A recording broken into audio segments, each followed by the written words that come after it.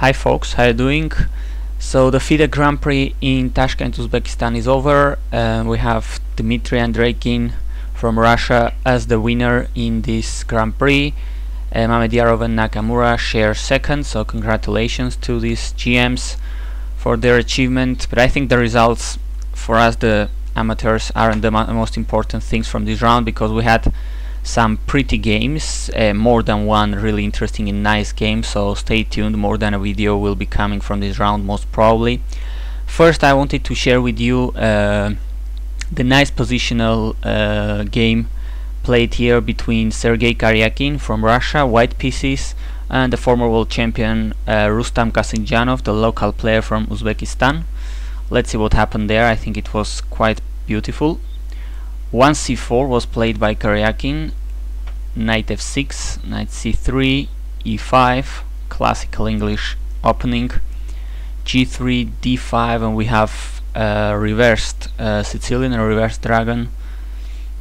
Knight takes. Now Karjakin, he's used to be, I think, I'm saying this always, but I think he's used to be more of a 1e4 player, but he's making certainly the efforts to add closed openings to his white repertoire, and so kudos to him. Bishop g2, knight b6, this is well-known theory, and white has a number of moves here, but basically all of them leading to the same kind of position. He plays d3, controlling e4, bishop e7, and now develops his dark squared bishop to e3. And I think basically there are two ways of developing this bishop in this opening. One of them is to e3, controlling this diagonal, and the other one would be to play a3 b4 and then put the bishop on b2. If I'm not mistaken, these are two very typical way of placing this dark squared bishop for white. Black just castles. Rook c1, very positional moves, very normal moves here. Rook e8, a3, a3 b4 is a very normal and typical move in these kind of English situations. Bishop f8, now the rook controls the e-file. Knight to f3, and here we have, well, the first moment of not so common opening path. As Sergei himself told us in the press conference, and I'm gonna be quoting him a couple of times because I watched the press conference, he was expecting knight c6. He knew some theory after this move, but the move Kasimdzhanov played, the move knight from 8 to d7, was quite new for him, so this was new territory for him. Still, castling looks pretty normal. And now after c6 we have a interesting position. Black has not completed development. His bishop and rook, as you can see, are there, not doing much for the time being, but his pieces and pawns are sort of controlling lots of squares. The knight on b6 controls d5, the one on d7 controls c5 and e5, the pawns aren't bad on c6, on e5, so black's position is not that great, but not that bad either. He's controlling some central squares. He will eventually complete development, and hopefully he will hold normal position, a holdable one. Queen to b3, white keeps improving his pieces. The queen goes to natural looking diagonal from a2 to f7. Knight to c5, and now we forced knight to c5. We go back to b2. Bishop g4, b4. Certainly the knight on c5 was asking for it, so there we go, winning some space on the queen side with tempo. Knight goes back to d7, h3, bishop f5, and knight d2. Another fairly standard maneuver, I think, in these reversed Sicilians.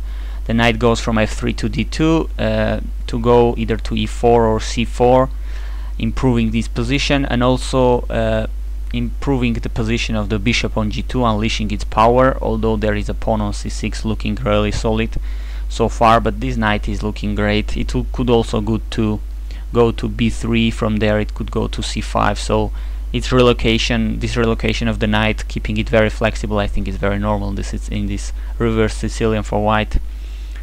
h6 was played by Kasimdzhanov. As you can see, he's playing solidly, trying to keep it hold tight together, not going too aggressive, as he can't really here.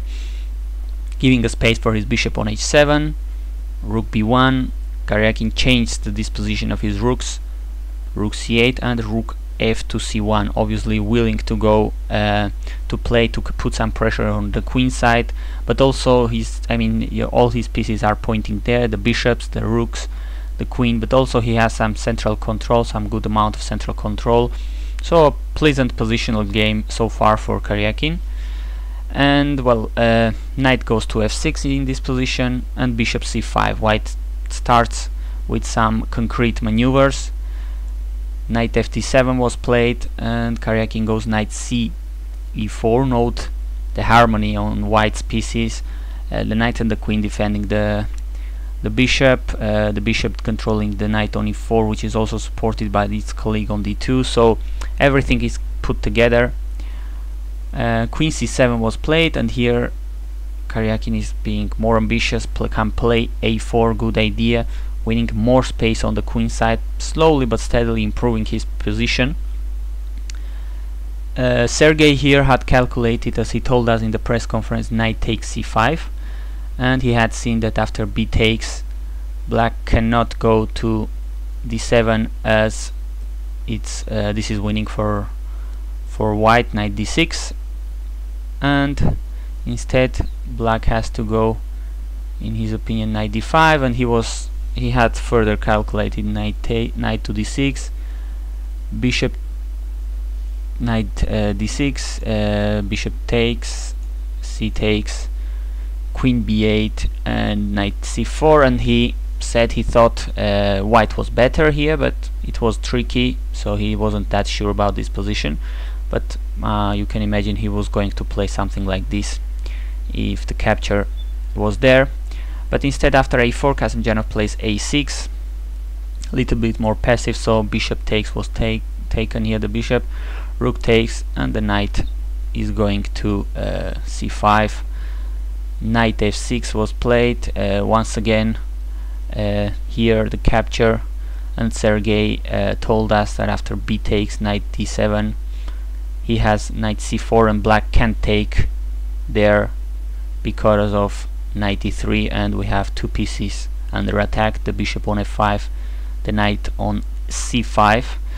And here after knight c5, knight f6 was played, and Sergei told he was obviously preparing b5 with this multi-proposal move. He attacks e5 pawn and also prepares somehow to play b5. The rook is already on the file where the opponent's queen is, so if c takes, you can see all that tactical ideas. So queen goes away from there, keeps defending the pawn on e5, and he plays a5, sending this poor knight to the corner as it was punished, and he wins even more space, now playing e4, bishop h7. Note that mild considerations like a backward pawn on the d3 isn't very important here, where white has the initiative and is winning more and more space. Knight to c4, and white looks way better with more space thanks to all his pawns on e4, on the queen side, and much more active pieces like the knights here. The queen is even very active, the rooks aren't badly placed.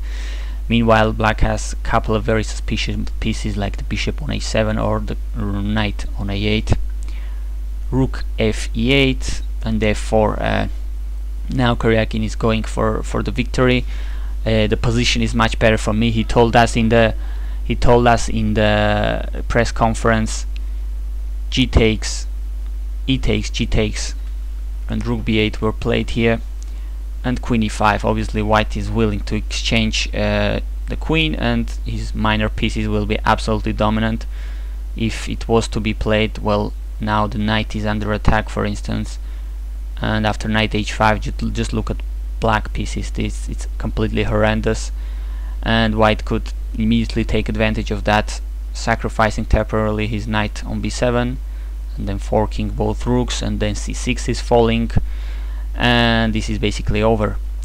Well, this didn't happen. Kasimdzhanov could see these things happening, but still his position is still very unpleasant. Queen f8, queen d6.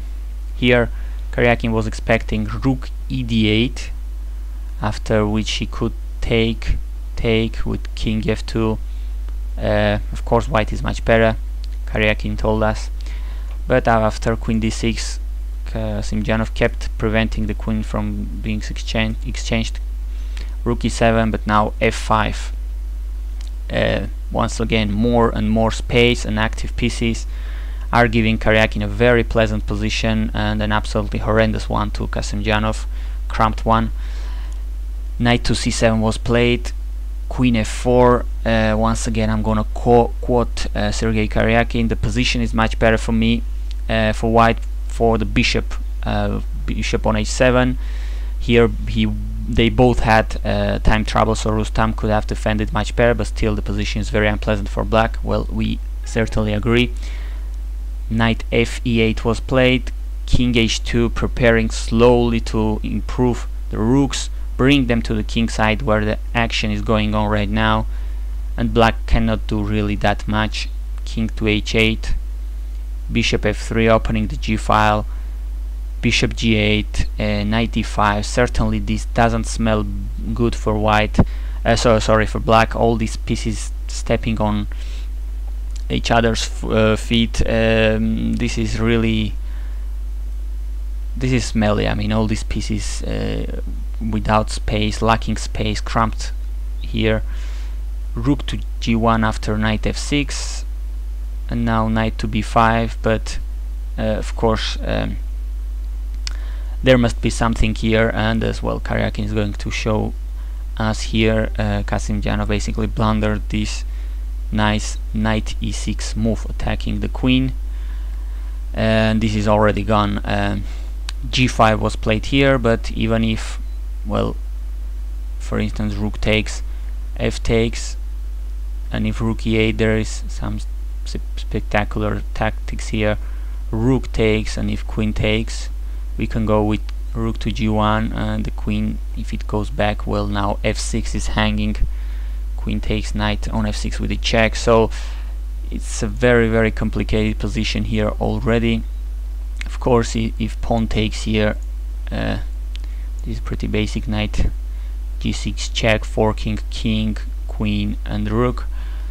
So g5 was played after knight e6, and here queens will be exchanged, but still white will be absolutely crushing. Knight takes f8, pawn takes f4, and now beautiful knight from e to g6 check, f takes, knight from f8 back to g6 with check, forking king and rook, and winning the house, forcing the resignation. There it went, 41 moves for this positional, very beautiful game in the last round for Sergei Karjakin to end the tournament. Thanks for watching.